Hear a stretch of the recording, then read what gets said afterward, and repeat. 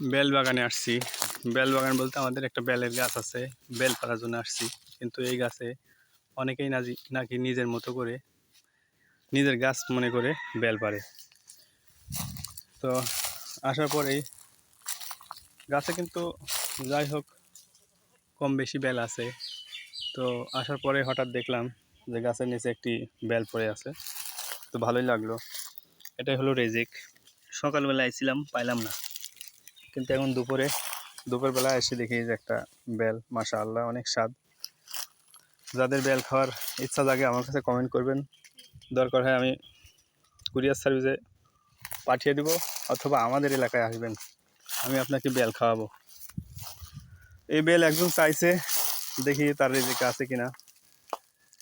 আমাদের office colleague, তার খুব ইচ্ছে যে আমাদের কাছে বেল খাবে। সবই আসলে রিজিক। এখন যে বেলটি খেতে চাইছে, দেখা যাক তার কপালে আছে কিনা।